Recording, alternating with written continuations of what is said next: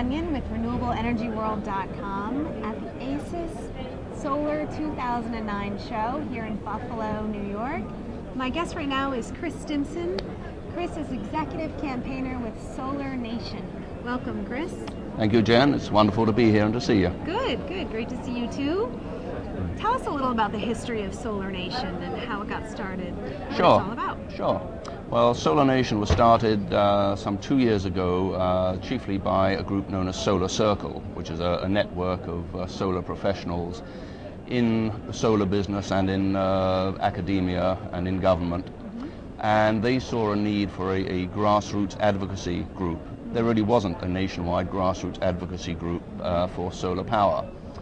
Plenty of industry pressure, but nothing where ordinary Americans could really say what they wanted in the world of solar.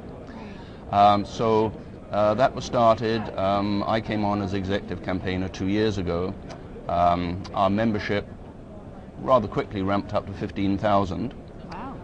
And these people are they're ordinary Americans in every state of the union who want to have a voice in solar policy and in the future of solar energy in America. Great. Can I interrupt you a little bit? Sure. Because I'm just curious about advocacy. Yes. Because you mentioned that, and just tell me how that works. Well, advocacy is a rather sweet word for what happens when people put pressure on their legislators or regulators in the case of energy.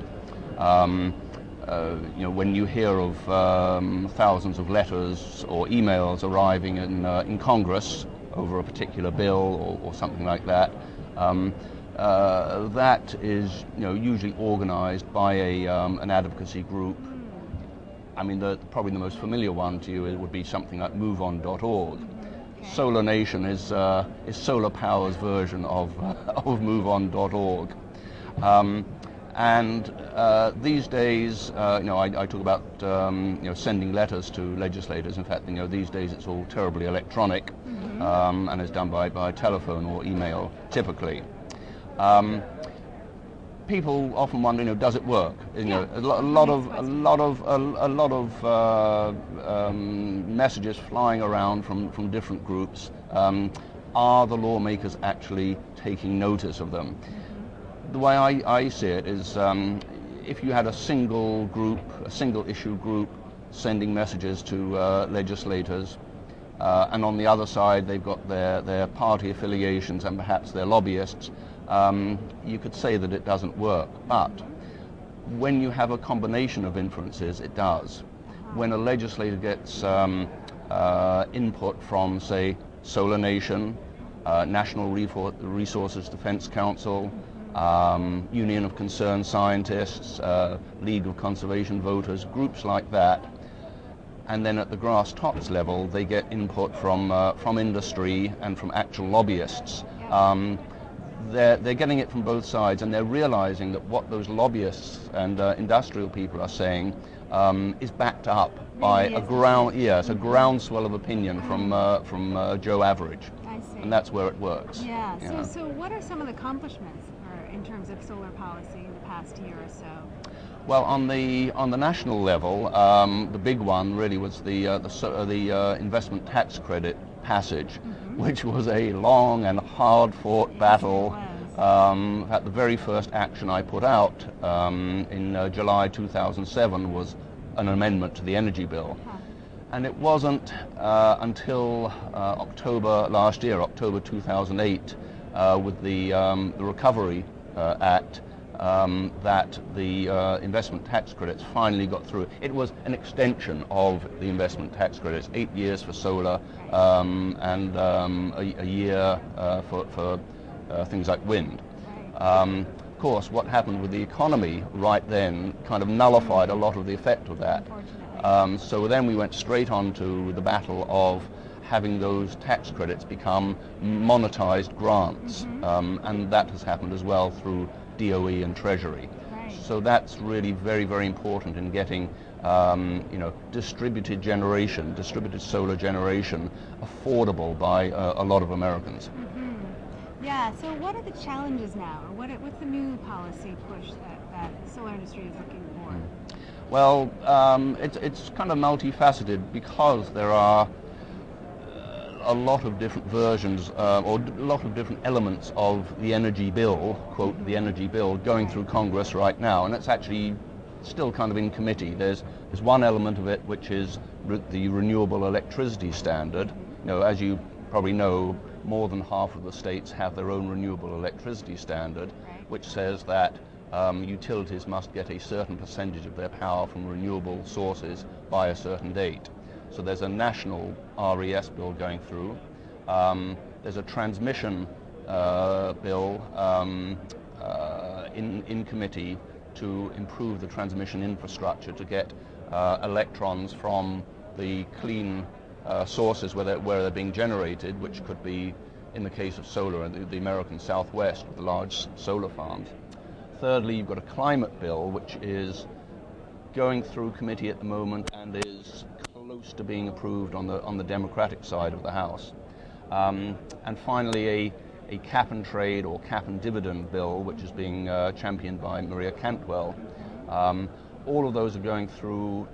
At the moment, the thing that we're mainly concerned about is that the RES bill, the Renewable Electricity Standard Bill, may exclude provisions that would help solar.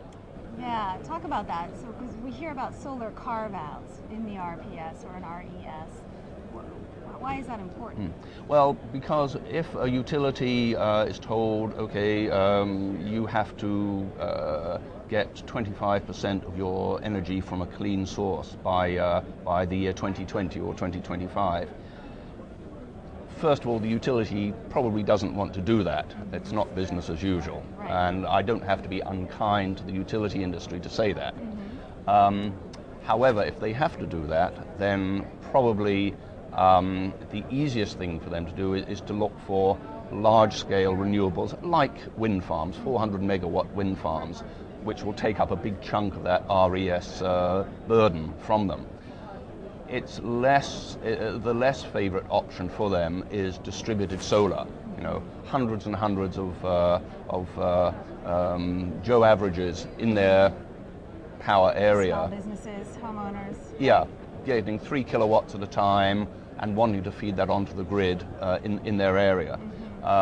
So although a solar carve-out, which would be a mandate to have X% solar in the RES, although that sounds like you're trying to trick the market, and it's not, you know, it's not market pressures, it has to be done because otherwise solar, which is coming down in price all the time, that would be locked out of the equation. Yeah. So it really has to be done to make sure that the utilities favorably include solar in what they do. Right, great. Well, talk about carbon cap and trade, because Chris recently wrote a blog on renewableenergyworld.com, our blog site. Chris was blogging about carbon and some of the cap and trade proposals that are out there, and had some ideas. So what are some of your ideas about that type of legislation?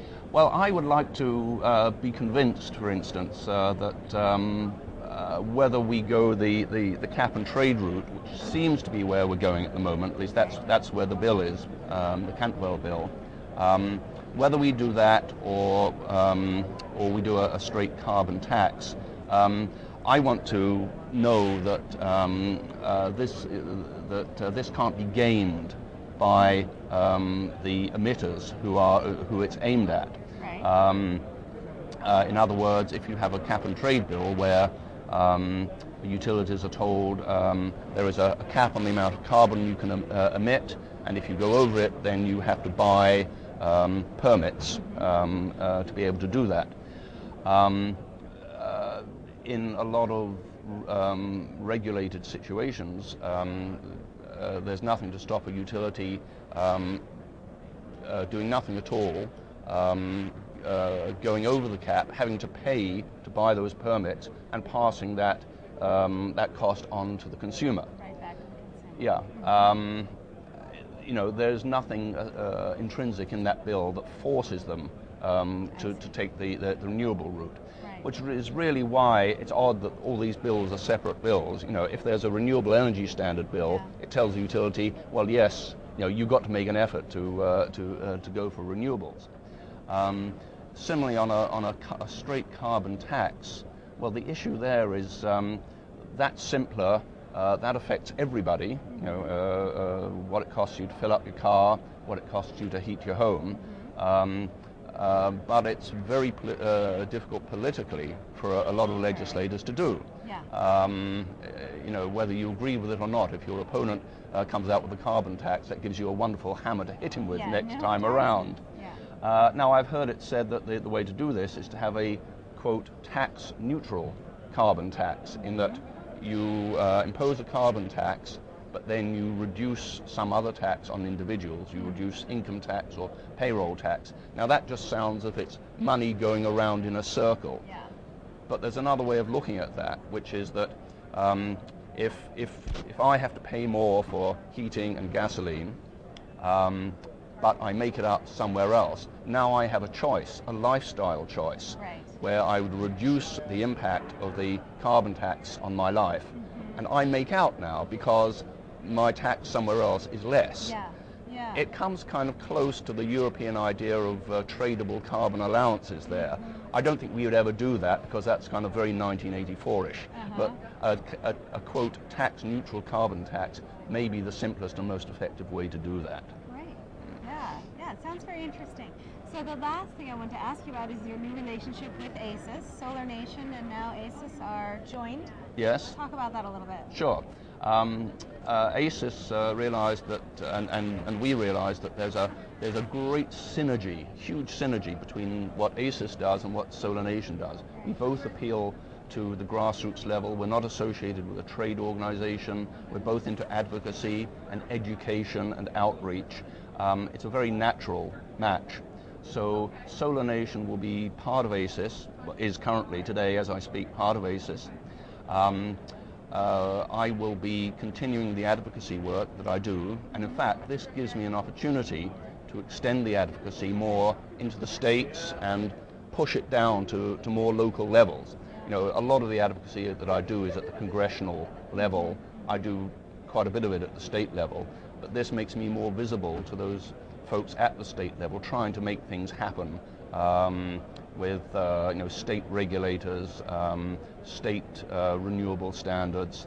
It means that I can be a voice for those folks and help them to advocate for what they want, and I'm really looking forward to doing that. That's great. Well, congratulations on that new partnership. Thank you, Jen. And thanks so much for coming out to talk to us. Well, thank you. I've enjoyed it, and I hope you all have a great show here. Yeah, good, good. Again, that's Chris Stimpson, Executive Campaigner with Solar Nation.